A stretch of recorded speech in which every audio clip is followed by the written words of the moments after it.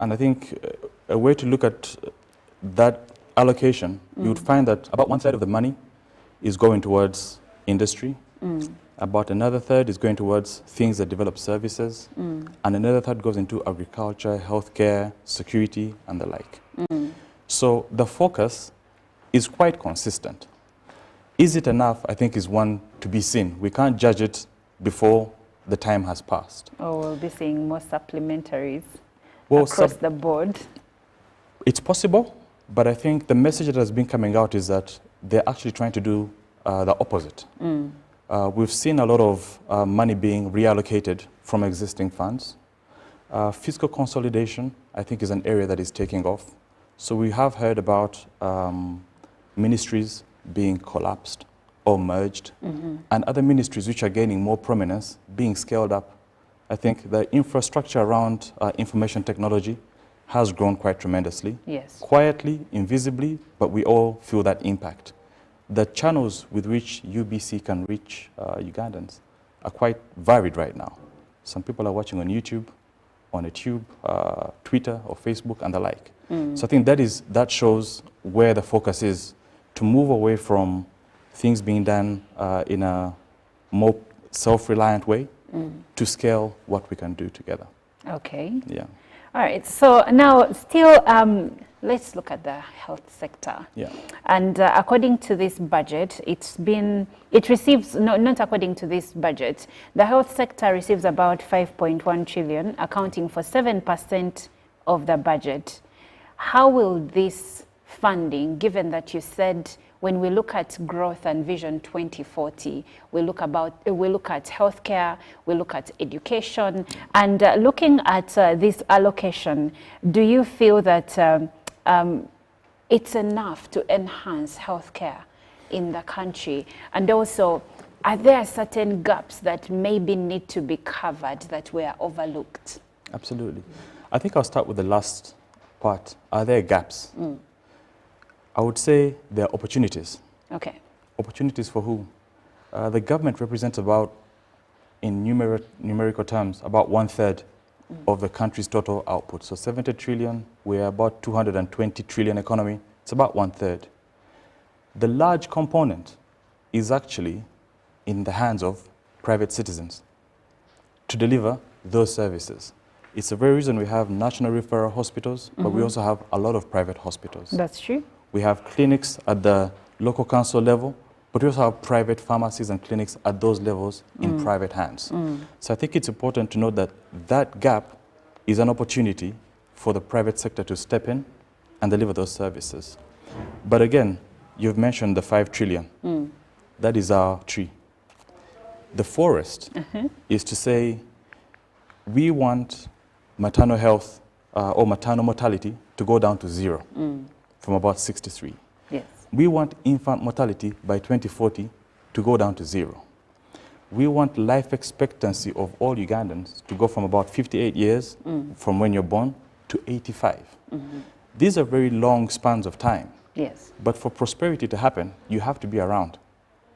You have to be healthy. You have to be able. And I think that it's getting focus in the budget. I think that is what is important, that government is sparking. I think their job is to spark and say, this is part of that vision. And how much we do with it, I think that is really up to us as individuals, as Ugandans, to make the most of it. Okay. Now, still speaking about trees and forests, the other tree is education, and over 9 trillion has been allocated to that. So, speaking about the forest analogy in the education sector, how does this improve improve the quality of education in the country? But also, what does quality of education mean? Yeah. Ultimately, quality comes down to the individuals who receive that education, what they're able to do with those skills, but also the individuals, the teachers who supply that knowledge, that information. So, at a very basic level, we've seen that there are initiatives at scale to educate most Ugandans through universal primary education, through universal secondary education, through the liberalization of the education sector, meaning that private citizens can build onto that universal education. We have private universities, public universities. We've had funding within this budget that goes towards, for example, developing or expanding on Professor Ogwang's work with COVIDX. Yes. We've had Makerere University do research into malaria. So all these initiatives show that from a relatively low base, the capacity of Ugandans has increased. And it shows in numbers. I mean, I'll speak about one number for context. When I started working as Standard Chartered, the budget was about 7.5 trillion. Vision 2040 was already in motion. If we had kept the budget at 7 trillion as a nation or as individuals, then I would say that vision we're not progressing towards it. I think the budget in a way also indicates that the country is growing in a certain way. The 70 trillion is not funded out of thin air. So by revenue collections going up, it means that businesses are also expanding. And I like that now you have gone to the other side, speaking about revenue collection. And there has been problems there. There has been chaos there because the people who are paying these taxes, and you know that 45% of our economy is private or private sector leaning. And these are people who are paying VAT and are paying different other taxes on imports, on exports, whatever it is that they're dealing in. So they're like, okay, fine. You're saying URA is going to collect over 32 trillion. But who is going to pay for all of this? It is a small number of people paying taxes, and you keep increasing taxes, you keep bloating the budget, and we are still the same people that are going to be strained to pay for these taxes and to finance this budget. And you did say earlier that the budget has no mistakes. And putting into focus vision for 2040, yes, we want to grow, but at what expense? Absolutely. You've mentioned that a small number of people are paying the taxes. Yes. We started from getting Ugandans from a peasant or subsistence living to one that is a money economy. That speaks of expanding the tax base. Are you really expanding the tax base, or the government? Is it really expanding the tax base? Or we've reached a point where Najuma has to pay over 10 times of taxes in different ways, minute and even big ones? In fact, to that very point, it's in yours and mine's best interest that more people join the money economy. Okay. Such that the pressure on the few diminishes. And I think that is a really important point. And the strategies around that are leading towards that destination. There is now talk, I think you've mentioned some issues around the tax. The conversations around expanding the base, not so much increasing the taxes that we're paying. Now, on tax and prosperity, the most prosperous firms in the country are the ones that pay the most tax. True. It's not to say that there's a positive correlation between prosperity and you should pay more taxes, but it's to say that there is an opportunity to scale when you're in that framework. If you're in a subsistence environment where you're not paying taxes, you're just operating around yourself, it means that you can't ably serve a very large number of people. Now, the platforms that enable you to reach more customers, to deliver your goods wider, to deliver your services wider, those have a component of taxation. But it also means that your market space is significantly larger. So if we look at the top 100 taxpayers, you could argue those are the top most prosperous industries or individuals in the country. Okay. Yourself included. I like that you say that, because people in the employment world, they keep complaining that when you look at your gross salary, and you will agree with me too, it looks really inviting. It does. Until the money that hits your account. And of course, these are some of the people who say we are overly being taxed. Do you believe there is this argument of you cannot tax a country into development, but then someone else says, no, you definitely have to tax the country into development. Where do you stand on that spectrum? I think both those statements have their own reasons. But there has not been many examples where there is no taxation whatsoever. They're very limited. Now, we've spoken about where the taxes are going or leading towards. It's also clear that about a third of output is what is being taxed. We don't talk enough about the 2/3 that isn't taxed. And these 2/3 represent what stays sectors? In your pocket. Okay. So when 1/3 is taken away, what stays in your pocket? I think that is what presents a big opportunity as a catalyst. Okay. Over the past 10 years, we've seen a growth in financial services. We've seen a growth in mutual fund industry. We've seen a growth in the pension sector. We've seen a lot more people embrace that there's now a diversification of things that can amplify our wealth. So beyond land, we have financial assets that have come up. We have companies that have listed on the stock exchange. All these are things that are, I would say, invisible, but present. So, part of the forest. Part of the forest, exactly. So the one component that we've touched on is what is taxed, the 1/3. But I think the catalyst is actually in the 2/3, what we do with that. And I think that is a very important question for all of us to explore. What do I do with what is left? What avenues do I have to deploy these resources? Where are the opportunities? Within this budget, there is a line for promoting and developing tourism roads and all of that. And the perspective that is usually given is that it's for people outside Uganda to come in and enjoy those services, right? But I was in Matheniko, Mount Moroto, in October last year. I'm a Ugandan, I live here. By moving from Kampala to Matheniko, I am reflecting what the power of a economy can do. By going there to hike Mount Moroto, I paid for fuel. I used the roads that have been built. The people that are found there, I paid for the service of them guiding us to the peak of that mountain. So that is just me as an individual. So all the infrastructure that is in place is not for just people coming out into Uganda, but even for us.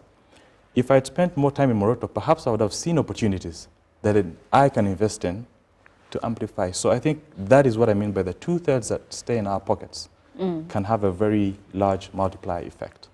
Okay. Yeah. Now, the government plans to domestically borrow more. Now, as a person from the banking sector, obviously, I'm sure this makes you very happy because, I mean, place Najuma here and put the government here. Your appetite for lending will go mostly to the highest bidder, who is government. But where does that leave individual players in terms of facilities? And I think the rates could probably be the same. I don't know how that works. Maybe you can explain. But where does it leave a person like me and you or anyone else that wants to get a facility from a bank, but then we are now competing for the same money from commercial banks with the government? Yeah. So, you know, that first, we are, as primary dealer banks, obligated to underwrite government debt. So we are free to say, this is the rate at which I'll lend you at. Okay. But on the other hand, government also has the capacity to say, we won't pay that high. We won't take that money. Because remember where the conversation started from. Debt service is an important component of this budget. I.e., I've borrowed 100 shillings and I'm paying back 40 shillings, okay? The path government is taking is to say, we want to reduce the 40 to 30, right? So it's not a one-way street. We're free to bid. Government is free to say... On the rate. On the rates. Yes. They're free to say, we won't take that. To the second part, and before I go on, from the government's perspective, the message is, we want to reduce our cost of financing our activities. That is the overall objective, to reduce that. On what does it leave for everybody else? About 30% of commercial bank assets are towards government, whether directly through buying government bonds, whether it's through financing infrastructure projects, whether it's through financing any government services, right? 30%. The 70 is actually going to private hands. So again, on closer inspection, or when you move a little bit further away, you realize that the bulk is actually still largely in private hands and available to private individuals. I need to chew on that further because it doesn't seem that way. It doesn't seem that way. It doesn't seem that way. But that is. But if you say that 70% of monies in commercial banks still goes to private individuals, you are the banker. So maybe I'll take your words for now at face value, and the next time we have a conversation, I will see whether you were right or not. But anyway, I'm still speaking about debt. Do you, in your perspective, think that it is better for government to locally borrow instead of the loans that we've been getting from outside countries? We've had, I think, in terms of the borrowing basket, all the options are open to government. And for a long time, and even up to now, they've not borrowed in terms of external borrowing, in terms of Eurobonds. They call them Eurobonds because you borrow in dollars from various investors. What we've been getting is money from multilateral lenders, like the World Bank, IMF, development organizations, basically. Yes. So that has been the external component. And that external component has been coming in at concessional rates. Concessional means it's very low interest rates and a very long payback period. So to start off, the government has for a long time resisted, up to today, to borrow in a big size externally. We have seen some of the dangers of that in recent years, with countries who are unable to then generate the dollars required to pay back that debt. So that's a positive for now. They've said, we're not going to borrow externally. Locally, there's clearly capacity. And when you borrow locally, then you have more control over the terms at which you borrow. We've had, as part of the borrowing strategy, government extend the tenors over which they borrow. On a personal level, you can think of a mortgage. Yes. If you were to give me a mortgage and tell me, pay me back in 1 year, that's a lot of pressure. If you say 10 years, a bit less pressure. When you say we're going to borrow for 20 years, then you're able to execute a little bit with less pressure, right? That's true. But those assets that are 20-year assets, they actually end up, they're essentially citizens like you and I financing government over a long term. So you've seen unit trusts come up to deliver that product to you. Yes. If you work like UBC, you're paying NSSF. NSSF invests in long-term assets, and government bonds, which are 20-year tenor, are one of those. So either way you look at it, that government borrowing reflects the amount of money private citizens have lent to the government. Okay. So that debt that, as government borrows, their incentive is to say, we want to lower the cost at which you borrow. If you're an investor, you might say, no, I want more. But on the other side, the argument is that, is that too expensive? And that is really up for debate. Okay. Yeah. Now, we have gotten the money, we have borrowed, or we plan to borrow money locally or even from development partners. But let's talk about the elephant in the room. Okay. When we get this money, and of course we already have a budget, we have allocated in the budget where the money is supposed to go, or even some of where it will come from. But now let's talk about the spending, because every year when the Auditor General releases a report, you're going to find a scandal here, a scandal there regarding corruption. And when we talk about things like education, health, infrastructure development, I like that earlier you did mention the monies that are being given to Dr. The one for Ogwang, Covidex, Ogwang. But then you also now wake up to media, stories in the media of money being misappropriated, of corruption tendencies. As we speak right now, we have members of parliament in custody on remand over corruption allegations.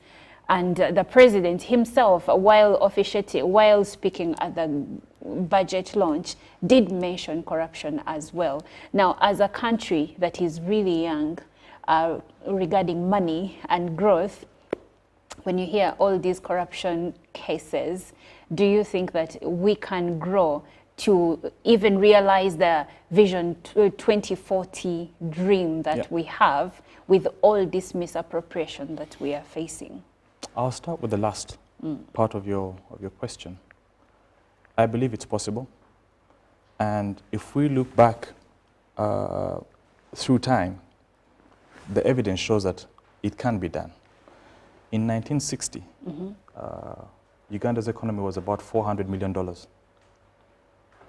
As we sit right now, it's $50 billion economy. That is a growth multiplier of about 125 times in that space of time.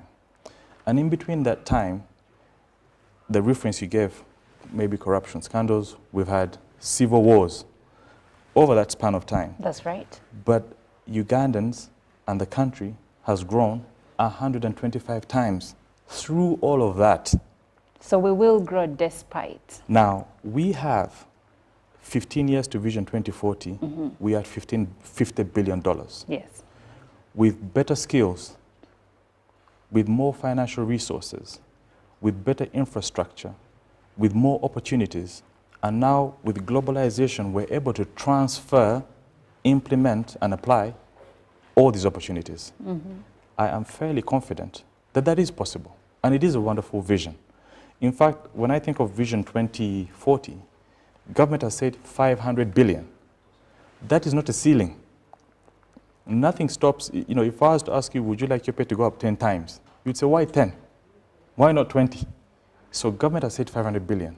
It's up to Ugandans to leverage whatever opportunities are around to realize that, and why not go beyond that? So you're saying 500 billion, we are at 50 right now. We're at 50, so and that's a 10 times growth. 15 years. 15 years. Isn't that a bit of a stretch? And aren't we over ambitious in a way?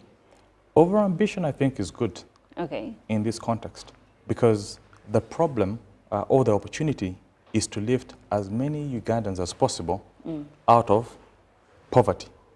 So I think over ambition is exactly what we need. We need to move a long way. All right.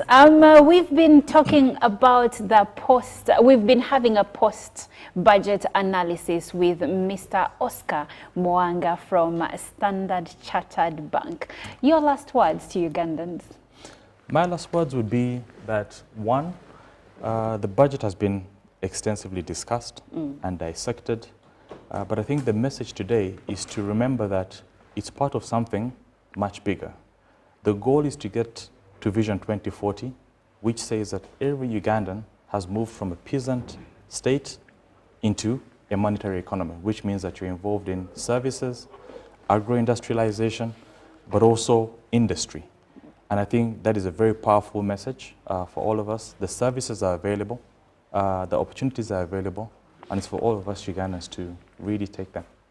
Well, thank you so much. I do appreciate you taking the time to take us through all this so that we now can think positively about the next financial year, whether at an individual level or you are working in an organization, whatever you're doing, you contribute to the national budget. Now, how do we move to the Vision 2040 of being an economy of $500 billion? That depends on you and I, and what we do with the 2/3 that we remain with after taxation. Well, my name is Olive Monica Najuma. Thank you so much for having stuck with us from 6:30 up until now, but we still continue because Ruben Pima is coming up next with sports updates. For now, we'll take a short break and we'll be right back.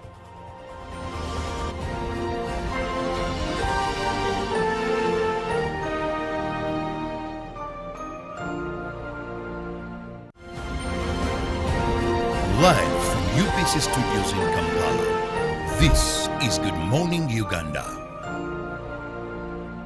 Pick of the day on UBC.